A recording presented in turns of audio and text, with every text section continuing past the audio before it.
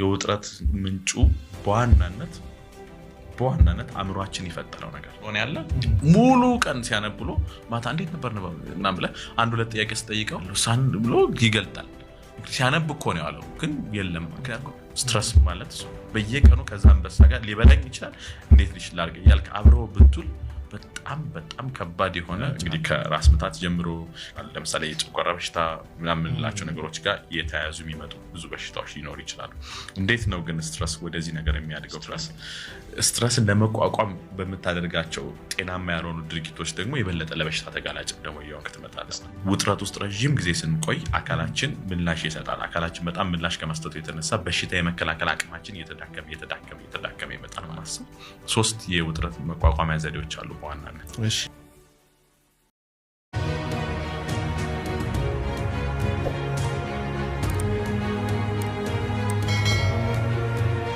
ጥሩ ነገር ያነሳው ውጥረት ረጅም ጊዜ ሲቆይ ክሮኒክ ስትረስ እንለዋለን ረጅም ጊዜ ሲቆይ ወደ ህመም ይቀየራል እነዛ ህመሞች ደግሞ የተለያዩ ነገሮች ይሆናሉ ለምሳሌ ጭንቀት ወይም አንዛይቲ የምንለው ነገር ሊሆን ይችላል ዲፕሬሽን ወይም ዲፓቲ ወደምንለው ነገር ሊመጣ ይችላል ከዚህም አልፎ ወደ አካላዊ ነገሮች ሊመጡ ይችላሉ አካላዊ ህመም ውስጥ ምክንያቱም ውጥረት ውስጥ ረጅም ጊዜ ስንቆይ አካላችን ምላሽ ይሰጣል አካላችን በጣም ምላሽ ከመስጠቱ የተነሳ በሽታ የመከላከል አቅማችን እየተዳከመ ይመጣል ማለት ነው ከዚህ ጋር ተያይዞ የተለያዩ በሽታዎች ውስጥ እንገባለን የመጀመሪያው ነገር ትልቁ ቻሌንጅ ይሄ ነው ሁለተኛ ነገር ደግሞ ስትረስን ለመቋቋም በመታደርጋቸው ጤናማ ያልሆኑ ድርጊቶች ደግሞ የበለጠ ለበሽታ ተጋላጭ ደግሞ እየሆንክ ትመጣለህ ማለት ነው ስለዚህ በስትረስ ምክንያት የሚመጡ ነገሮች እነዚህ የተለያዩ ነገሮች አሉ ብለን እንወስድ እንችላለን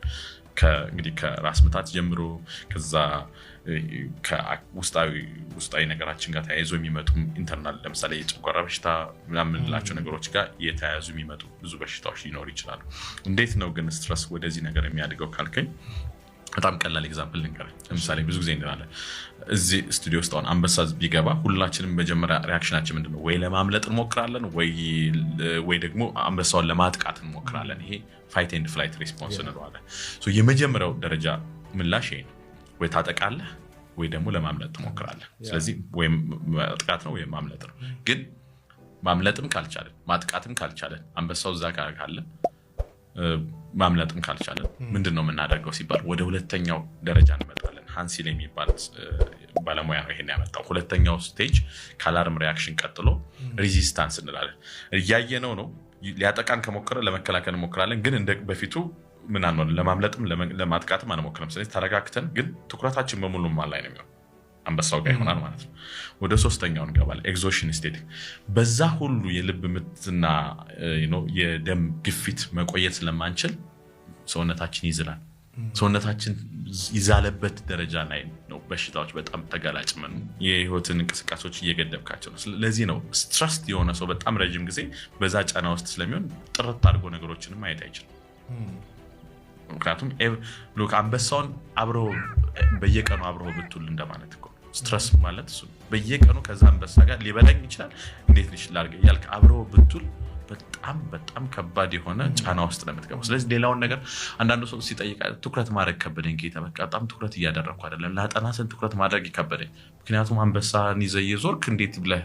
ትኩረት ማድረግ ትችላለህ ከቱም ከባድ ጫና አለበት እዚህ ጋር ልትጋፈጠው የምትፈልገው ስለዚህ ምን ማድረግ አለበት ትኩረትን ይነፍጋል ማስተዋወስ ችሎታን ይነፍጋል ዩኒቨርሲቲ ተማሪ ያለን በጣም ብዙ ሰው የሚቸገረው ነገር ይሄ ነበር ምክንያቱም በጣም ስትረስ ውስጥ ስለሆነ ያለ ሙሉ ቀን ሲያነብሎ ማታ እንዴት ነበር ምናምን ብለ አንድ ሁለት ጥያቄ ስጠይቀው ይላል አስተዋውሶም የት ነው ይሄ ነገር ያለው ሳን ብሎ ይገልጣል ሲያነብ እኮ ነው ያለው ግን የለም ምክንያቱም ስለዚህ አሁን ትልቁ ችግር ምን መሰለህ ይሄ አብዛኛዎቻችን የውጥረት ምንጩ በዋናነት አእምሮአችን ይፈጠረው ነገር አእምሮአችን ላይ ያለ ነገር ስለዚህ አእምሮ ላይ ያለ ነገር ከሆነ ደግሞ ከራስ ጋር ነው ይዞ የምትዞር ስለዚህ ሁሌም በየትኛውም ቦታና ጊዜ አብሮሃል ያለው ውጥረት በጣም ከባድ ጫና ነው በዚህ ውስጥ ከሄድን መዳከም ይመጣል በጣም ከባድ የሆነ መሰላቸት ይመጣል በቃ ከዛ ኃይል ያጣ ተመጣጣለ ስሜት ማታ ስተኛ ኮደና ነበርኩ ደስ ብሎ የኔተኛው ጧት ስነሳ ግን በቃ እንደዚህ ሆንኩ የሚልሰዋል ለተኛ እንደዚህ አይነት ስሜት ሲሰማ ከዛ ስሜት መውጣት አለበት ማለት አይደለም እንዴት ነው የምትይዘው የሚለው ነገር ነው ከዛ ከድብርት ስሜት ከስጋት ስሜት ከጭንቀት ስሜት በጣም መራቅ ከፈለክ ዘን ከሁሉም ስሜት ነው የምትረቀው በዛው ተያይዘ ከደስታ ከሰላም ከምስጋና ከመረጋጋት ስሜት ማብራት ርቃለሁ አይ ቲንክ ውጥረትን መቋቋሚያ ዘዴዎችን ግን ስለ ውጥረት ካወራን በኋላ እንዴት ማኔጅ እናድርገው የሚለውን ብናወራ በጣም ጥሩ ይሆናል ብዬ ስለማስብ 3 የውጥረት መቋቋሚያ ዘዴዎች አሉ በዋናነት የመጀመሪያው የገጠመንን ችግር መፍታት ችግሩን ራሱ ምንድነው ውጥረት ውስጥ እንድገባ ያደረገኝ በዚህ አጋጣሚ ውጥረት ውስጥ እንድገባ ያደረገኝ ምንድነው ብለን ጠይቀን መልስ ካላገኘን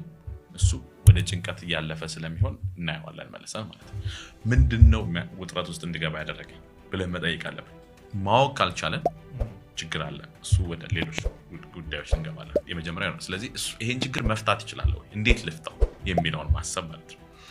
ለዚህ ነው ቀደም ሰው የሚጨነቀው ወይም ውጥረት ውስጥ የሚሆነው በደንብ ስለማያስብ ነው ያልኩ ያለ ማሰብ ነው ማለት ይሄ ነው እንዴት ልፍታው የሚለውን ነገር በደንብ ማሰብ ማለት ነው ጥረት ባለ መንገድ ሁለተኛው ነገሩን የምንረዳበትን መንገድ መቀየር ችግሩን ላንፈታው እንችላለን ግን ይሄን ነገር እንዴት ነው የምንረዳው የሚለውን አረዳዳችን መቀየር አስተያየታችን መቀየር ካልሆነ ሁሌም ችግርን እየፈታን እንኖር እንችላለን ማለት አለ ለምሳሌ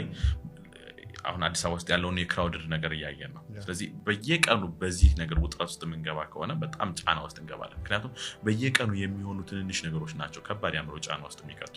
ትልቅ ነገር ሲገጥመን አይደለም ባይዘው ብዙ ሰው የሚመስለው ትልቅ ነገር ሲገጥመን የህይወታችን ምስቅልቅል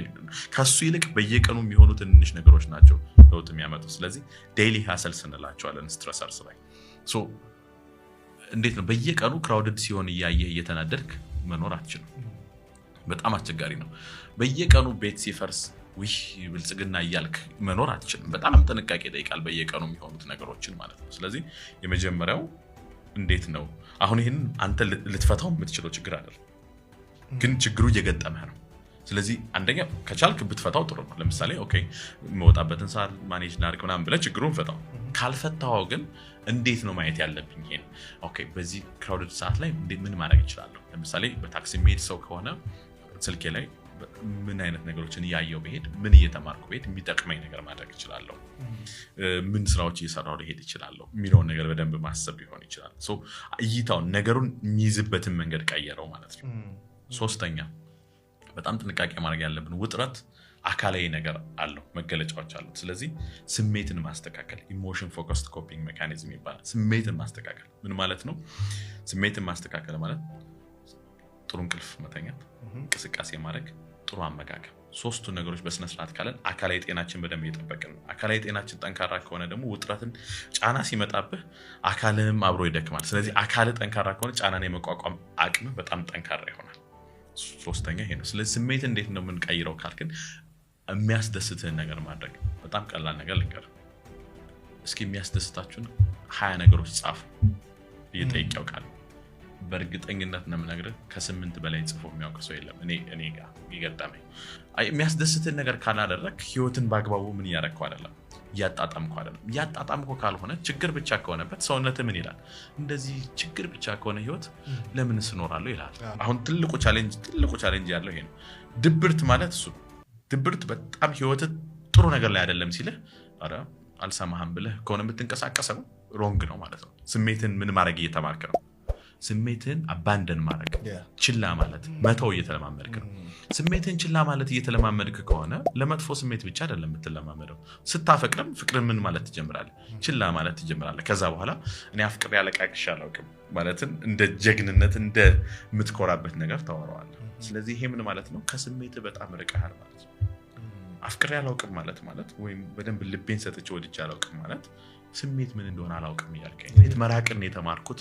ለስሜት ሰጥቼ ትኩረት አለመስጠት ነው የተማርኩት ችግሩ ግን ምን መሰለህ ለስሜት ትኩረት አንተ አለመስጠት ትችላለህ ሰውነት ግን the body counts the score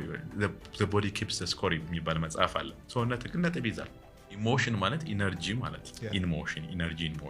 ኢነርጂ ደግሞ የፊዚክስ የመጀመሪያው ህግ never created never destroyed ስለዚህ ስሜት አመከው ማለት ተቀመጠ እንጂ የተዳፈነ ሰዓት ነው የሆነ ቀን ፍፍ የሚለው ሲያገኝ ቡክ ብሎ ይነዳል ያኔ ደግሞ አትችለው ድብርት ማለት እሱ ነው አንዴ ሲመጣብህ አትንቀሳቀስም ከቤት ማለትም ያምሮ አሰራርህን እንቅስቃሴህን ላይ ጫና የሚያሳድርብህ ነገር ውጥረት ብለን እንጠራዋለን ለምሳሌ ከስራ ጋር የተያያዘ ሊሆን ይችላል ከስራ ጋር በተያያዘ አምሮ ላይ አምሮ በስነ ስርዓት ትኩረት እንዳያደርግ በደንብ ለማሰብ እስኪያስቸግረው ድረስ የሚደርስብህ ጫና ማለት ነው። ከትምህርት ጋር በተያያዘ በትምህርት የተነሳ ጫና ይደርስበታል፣ በግንኙነት የተነሳ ጫና ይደርስበታል አእምሯችን። ስለዚህ ውጥረት ማለት እሱ ነው። ጫና ማለት ጫና በደንብ ሊያሰራ ይችላል። ምን ያህል መካከለኛ ጫና ከሆነ በጣም ጫናው እየበዛ ከመጣ ግን ሊያሰራ ሳይሆን አስሮ ነው ቁጭ የሚያደርግ